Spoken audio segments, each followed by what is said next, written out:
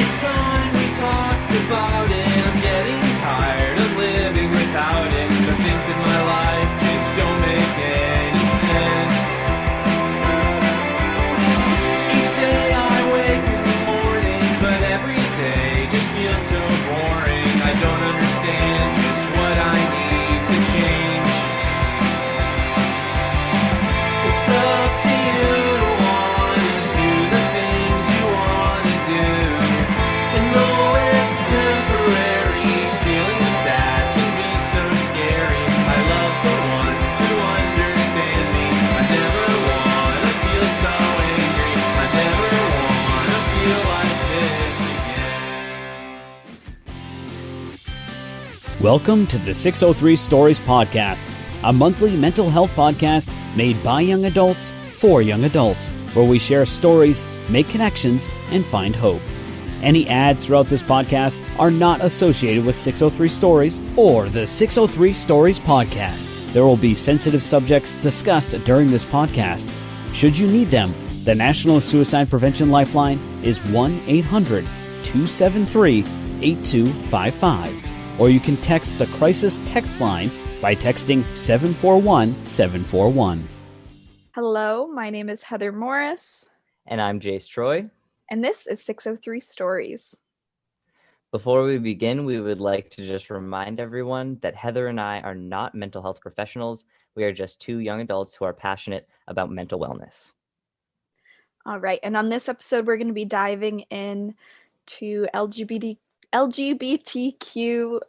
topics for Pride Month, and we have our friend Jules Good here with us. Hello. So, Jules, let's start off by asking you a little bit about who you are and what you do, especially regarding the LGBT community and organizing. Yeah, so hello, I'm Jules Good. I use they, them pronouns. I identify as a queer and non-binary person. Most of my, reputation in organizing is actually in the disability justice world. So I am a deaf and multiply disabled person, but there is a lot of crossover between the disability world and the LGBTQ plus world. And so I try to kind of have my fingers in both at all times. And yeah, it's just a really great kind of crossover of community, and I love being involved. So, what inspired you to get involved with advocacy in the first place? So so about halfway through college, I long story short, figured out that I was losing my hearing and went to an audiologist, and they were like, you're actually like 50% deaf. And I was like, cool. And they were like, and you have a progressive hearing loss. And I was like, double cool. And then I developed some other happy, fun time chronic illness stuff. All of this to say that I quickly kind of had to realize that the world is not super accessible a lot. And in order to change that, we have to do a lot of self-advocacy as disabled people, but also community advocacy. And there's, as a queer and non-binary person, also kind of doing that constant self-advocacy of having to explain that, like, yes, they, them pronouns are real. And like, yes, don't call me a woman, all of that stuff. So I feel like it's kind of just a combination of my own personal experiences and also realizing along with that as a white person from a middle class background, I'm also incredibly privileged. And so any issues that I'm facing are only magnified by people who are more multiply marginalized. And so that's really what has inspired me to do this work, to, advocate for my community in terms of the privileges that I don't have, and to use the privileges I do have to help those who are in more difficult situations or additionally difficult situations. Awesome. Thank you. And could you explain a little bit, how did you actually get to the point of organizing? Yeah. Like, That's how great. did you dive into that world? That's a great question, because I feel like a lot of people see organizers and they're just like, oh, they just like stood out on the street corner with a sign one day and then they were an organizer. Yes. And that's like not really how it works. So I would say my organizing, air quotes, is a little different than like traditional political organizing. I do a lot of the same kind of like policy advocacy, like being, super loud, showing up at protests and all of that stuff. But I also do a lot of behind the scenes work in terms of just helping organizations and people make their practices and processes and content more accessible and more inclusive. And so it's a little bit different than the kind of traditional organizing route. But the way that I got here was actually, I was always really curious about accessibility, and just knew that there was a real wealth of knowledge out there in the world, from people's own lived experiences and expertise about what makes various situations accessible to various people. So I started kind of just like collecting that information in a spreadsheet and waited for an opportunity to use it. And then that opportunity came last summer when we were starting to have a lot of BLM protests and rallies in the area. And I was noticing that a lot of them were not accessible. And I was like, wow, that's a bummer, because there's a lot of disabled people who really are passionate about this and want to get involved. And so I started kind of using that information to throw together some trainings, and started training I think the first folks I trained were New Hampshire Youth Movement, who I like owe so much to in terms of just like sharing knowledge and expertise with me. And then started training the BLM chapters themselves. And then through word of mouth, they liked what I was doing. And so I got connected to the ACLU of New Hampshire, and it's kind of just taken off from there. So it kind of just started with this one idea of being like, we need to have accessibility in our social justice spaces. And then it's just kind of continued going from there. Now, is this something you do professionally, or is it more of a passion project, or what does that look like? Yeah, so I have a business called Neighborhood Access. We are an LLC, and we recently, not to get too technical, but we recently got fiscal sponsorship, which basically means that we have a portion of our operations that act like a 501c3 nonprofit. So we're kind of a fun little hybrid. So on the business side, we do consulting. So we work at like an hourly rate sliding scale with organizations to help them make their processes and practices more accessible. And then on the nonprofit side, we do a lot of advocacy, policy work. I have my master's in public policy, so I'm a huge nerd about that stuff. And so always kind of working on the kind of advocacy side, being a huge pain in the side to the House of Representatives throughout this legislative session, and generally just being all up in everybody's inbox, telling them what they need to do in order to better serve the disabled and queer communities in our state. So could we ask you a little bit about the policies that you've been working on recently? Yeah. Oh, so which House bills have you been involved with? No worries. I'm so sorry. I was like, yes. So that's hilarious. I'm so sorry. So the main bill that I worked on was actually HB 216, which was related to remote access. And so essentially what has happened is there was a temporary order to allow remote access to House and other like kind of state level committee meetings and such. And that was really great because it allowed people to testify from home on Zoom, which is not only great for folks who, live far away and maybe don't have the capacity to just like take off from work and drive to Concord whenever they want, or people who live way up north and it's snowing through the majority of the session. It's not safe to drive here.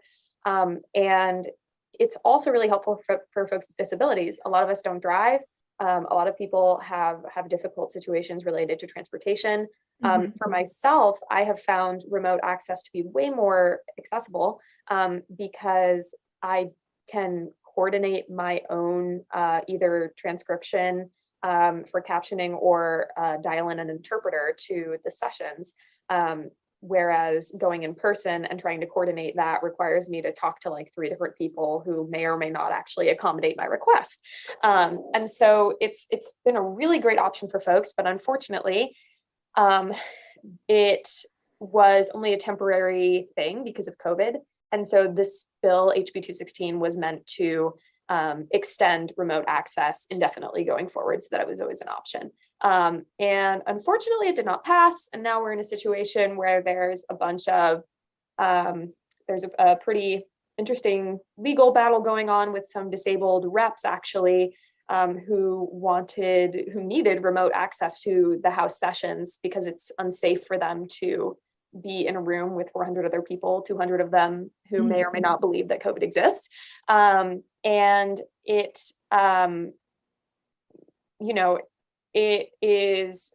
just been really interesting to watch it all unfold. So that's one kind of thing on more of the disability side. And then HB 544, the divisive concepts bill, which we know has been kind of incorporated into the budget, unfortunately, which presents a whole other layer of complication, have been trying to do some work around that. Interestingly, when the bill was originally introduced, it was, only pertaining to what they call divisive concepts around race and sex and gender. And so now that it's been incorporated into the budget, it's actually specifically mentioned that we're not supposed to talk about any forms of discrimination. So that includes ableism, that includes all of the other isms. So it's actually gotten worse as time has gone on and it's been incorporated into the budget. And so I have worked a lot with New Hampshire youth movement and just kind of all of the other progressive orgs in the state, trying to support any actions that they were doing. Wrote some letters to the editor, wrote some op-eds, just kind of trying to get the word out about how harmful this bill really is and how much important education it would take away from schools and from professional development programs. Because, the way I see it, New Hampshire is it is a small state with not a lot of diversity. And the diversity that we do have is dwindling because of bills like this. And our government constantly talks about how much they would like more young people to move here and how they would like New Hampshire to become this sprawling, business capital generating place. And that's not going to happen the more we continue to close people out with terrible policy like this. Could you give us a little bit of history on the divisive concepts bill and just kind of what that means? I'm sure some of our listeners aren't quite sure Sure. what it is or why it's important. Absolutely. Yeah. So essentially and let me just say, I'm not like a lawyer or anything. So, beep, boop, I'm coming at this as like an individual. But from what I studied and know about the bill, in the original bill, it basically said that any organization that receives any sort of funding from the state or contracts with people who receive funding from the state, which widens the pool even more. The biggest target of that really is schools, public schools. And it prevents teachers or guest speakers or really whoever from talking about what they call divisive concepts. And what they are calling divisive concepts is basically just acknowledging that racism and sexism exist and have existed throughout our history, both in the United States and New Hampshire.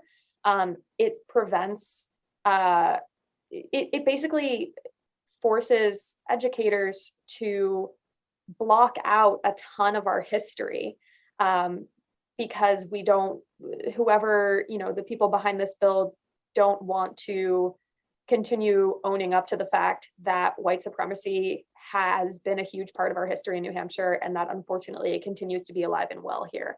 And so that's kind of the main crux of it. If you read the original text of the bill, there's like a whole list of things that they consider divisive concepts, but they are all related to, discussing the pervasiveness of sexism and racism in New Hampshire and in the United States. Okay, so Jules, how has being part of the LGBTQ plus community impacted the work that you do currently? Yeah, so I feel like part of being queer and disabled, but I'll focus on the queer part for now, is just being used to being a weirdo. And I think it's so important to embrace being a weirdo when you're doing this type of like what I hope is bold organizing, because you really have to be comfortable with sticking your neck out there and being willing to be wrong often and being willing to like make a fool of yourself. And I think growing up, I grew up mostly in Arizona, in a really, really conservative area where it was not cool for anybody to be coming out. And I didn't come out until college, really, when I had already moved. But I just remember as a kid knowing that I was different and that I was, thinking about gender and sexuality to whatever extent you do as a youth, in a way that was different from a lot of my peers. And so it kind of got me used to, and also just being like neurodivergent and just being a strange person in general, got me really used to, being comfortable with being kind of the odd one out. And I think what makes our community so powerful is that we are a collection, a united front of people who have been on the fringes their entire lives. And so we're all people who are used to, in some capacity, being brave or having to be okay with being different. And when we come together and share that braveness and that, that sense that we are doing something different than everybody else, it makes us a lot more likely to embrace these kind of progressive values and make a positive impact. Sorry, I'm buffering. We love it. Yeah, I just want to reflect really quick on, also gender nonconforming person who grew up, I grew up in New Hampshire, but in a more conservative family for sure. And I think like you definitely do have to kind of get used to being uncomfortable or feeling like shifted to the side a bit. And then, as you're kind of coming to terms with your identity, coming to understand yourself more, because, for me, the biggest issue was like lack of language. Not that like I didn't know that something was not what it was, but that I just really lacked the vocabulary to be like, yep, that's it. Same. Yes. And like also chronically ill, I've struggled with many variations of physical and mental illnesses. So like constantly explaining yourself, like, yeah, no, I can't do that. Yeah, no, that's not gonna happen. No, I can't eat that, like, and having to do the like, well, why? Right. Or like, what is that? Or what are you? Or who are you? Or like, yeah, just like the tie-in of constantly having to explain your existence to others, whether it is about identity or illnesses or accommodations that are necessary. Like either you kind of end up being quiet and sitting on the sidelines, or having to be your own advocate all the time. Yeah, you learn to be basically a professional disabled person or a professional queer person. Yeah. And I think that's like also something that's been integral to to my work, yeah, like you doing that, explaining over and over again, as much as it's a huge pain, it does make you really good at like getting your Yes. pitch solid, and so you can apply Yes. that to other things as well. But yeah, I totally hear where you're coming from. I recently had someone tell me that I was very determined because a lot of what I say is very repetitive, but it's because of lack of movement. Like, yes, I'm going to continue bringing this up, not because I'm necessarily stubborn or, you know, whatever else, but because there hasn't been any change. Right, you've given me no choice. Yes. Like, I'm sure that you're tired of hearing this, but that's too bad. That's not gonna make me stop. There's a reason queer and disabled people make great slam poets, and it's because we've spent so long crafting our words. Yes, that's so true. And to go back on what you were saying, Heather, like the importance of having the language to describe this stuff is crucial. Like I truly I had never heard the word non-binary until like college for 2 me, years like, ago, maybe. yeah. Yeah. And then I was like, oh no, is that me? And then I was like, yes, that is me. I understand now. And I mean, it's very similar with disability and stuff too. Like there's so much that I wouldn't know. I'm like terminally online, and very much so in the disabled Twitter sphere. And that is like such a crucial community for like finding that shared language and those shared concepts. I mean, the concept of, you know, not to get too much into it, but, you know, spoons and spoon theory, look up spoon theory if you're not familiar, very much a chronic illness invention. So yeah, it's all really, it's so critical to be able to find community and find shared language through that. Yes. I think a lot of that ties back into, I can't remember the name of the bill, but like the divisive. Yeah, 544, yeah. Yeah, like lack of representation in schools, organizations, nonprofits, whatever that might be getting federal or state funding, you know, locking it in so that you can't discuss these topics is only going to increase these issues of, you know, lack of representation, lack of language, you know, and kind of putting folks, you know, perpetuating the cycle of folks like us who, you know, though we're incredible, didn't find what we needed until college or later. Yeah, and yeah, I totally agreed. My question builds right off of that. Jules, a minute ago you said, "Oh no, is that me?" And I would love for you to expand on that, because this is exactly what Heather is talking about right here with this divisive concepts bill. We are brushing the opportunity to educate kids about who they could potentially be, and leaving them to feel this fear of, oh no, I don't fit in, I'm different, I'm divergent, right? Mm-hmm. And so how have you taken, oh no, is that me, into advocacy, into policy? Yay, that's me. Yes. The celebration. That's a great question.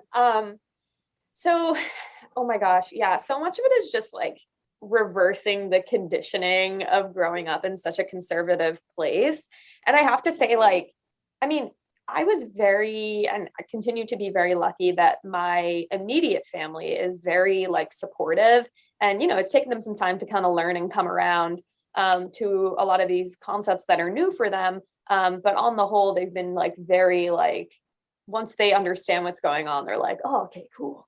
And so I don't know why I made my family sound like Owen Wilson there, but that's what they all sound like apparently. Wait, you're not related to Owen Wilson? Wow. But I think, so yeah, I basically was, the first feeling that I had growing up and realizing that I was queer was like, oh, this is going to make my life difficult. And that was kind of the message that was being reinforced by everyone around me, because I was watching, you know, my friends who were coming out being disowned by their families or not having access to the resources they needed to transition or to fully, live authentically themselves. And so it was always something that was associated with fear rather than pride. And then I think what really the turnaround was for me was seeing other queer people just like out in the world doing their thing. And it comes back to that representation piece. Like if I hadn't seen like queer leaders and been reading these like stories by queer people and taking in all of this beautiful art, made by our community, I would not have known at all that this is like actually like, it's not a bad thing. It's not a good thing. It's like a neutral thing. It's just like a part of who you are, and you can be proud of that. And one thing in particular that I'll shout out for all you questioning teens out there, there's a great album by Joanna Sternberg, who is a non-binary artist. The album is called Then I Try Some More, and there's a song on there called Don't You Ever. And this is going to sound just like super literal, but literally the stanza of that song that made me like realize that I was non-binary, it just says, "Never felt that I was a lady, never felt like a man. You're not the first to say I'm crazy. How could you understand?" And I was like, oh, that's me. And so like that representation was so critical, and having somebody like, out there making art and being so vulnerable and so open about their own experience was really what I think made that mental shift happen for me. That's incredible. So how has being part of the LGBTQ plus community supported your mental health? I feel like we always hear a lot about the negatives and the downside. Like you said, you were hearing about your friends being disowned or not having money to transition, but there's so many positives and there's so many silver linings to being part of the LGBTQ community. And I would love to get a little bit more insight. Yeah, I mean, I feel like the best example, I'm like coming fresh off of being at Queen City Pride in Manchester last weekend. And I'm like not like a super like warm and fuzzy sappy person, but I was like standing there like single tear coming down my face, watching all of these like young like teens walking around with their pride flags, and like even like young kids like walking around pride with their parents. And like I think the world is becoming more accepting, as much as there's still a lot that is wrong. There's also so much more that's going right, even from when we were kids. And so that's definitely a glimmer of hope that I try to hold on to. But yeah, I think it's identifying as part of the LGBTQ plus community, and I use queer as an umbrella term. I know not everybody does, but that's my like catch-all. It's not just about gender or sexuality, right? It's having this shared experience, like we were talking about before, of kind of being like on the fringes, and of knowing that you're different. And so it comes with a lot of connotations beyond just like what's in the dictionary definition of being part of that community. And I think that has been such a saving grace for me, growing up and figuring out who I am, is just like talking to other queer people, a lot of whom are like a couple years older than me, like maybe like have it figured out a little bit more.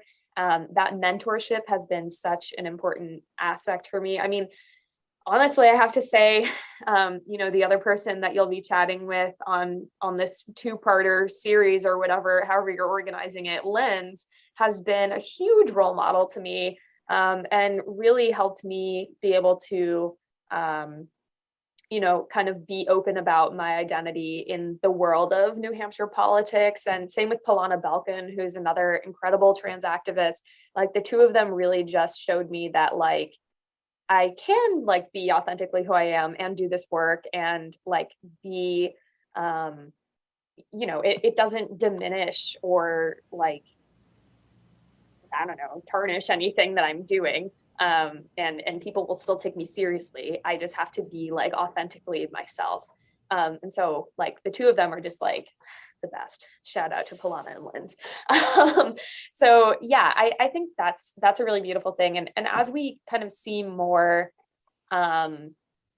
generations of, and even like people with just like a couple, years of an age gap between them, being a longer timeline of people who are openly queer, I'm hoping that we'll see kind of that mentorship and that intergenerational support continue, because I feel like, the older folks have so much to learn from, the younger folks who are coming up with this new vocabulary and figuring all of this new stuff out and doing all of this really amazing intersectional work kind of across social justice movements. And of course, the young folks have a lot to learn from the older folks about the history of our movement and, kind of how we've organized over time, and how to, safely and positively and authentically be yourself out in the world. And so I think it's just I think one of the best things that's happened to me as I've grown up is I've stopped associating like the phrase LGBTQ plus with this like scary, like unknown thing, and started associating it with like, these are my people, this is my community. It makes me so happy and so proud. I love to hear that. And I relate to so much of it. And especially I work with a lot of young folks who don't really feel like they're being heard a lot of the times, or like their opinions are valued. And I just want to say I really appreciate you mentioning that, like, yes, we have a lot to learn from younger folks. Like there's so many ways that we can intertwine the generations and continue to grow together. It's not just a one-sided like mentorship. Sorry, I just want to say I appreciate that. Yeah, thank you. Yeah, it's so true. And it's that intergenerational learning is so important. So to wrap things up, could you just tell us one thing that has been like the biggest takeaway from your community organizing? Like if you could share one thing with the young folks in New Hampshire, what would you want them to know?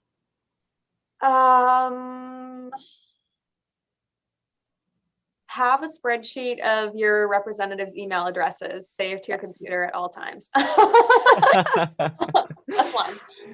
No, I think, the most important thing that I can impart, and, I'm still like, I'm by no means like a seasoned organizer. I'm still very much learning. I'm learning every day. I'm learning from people who are younger than me every day.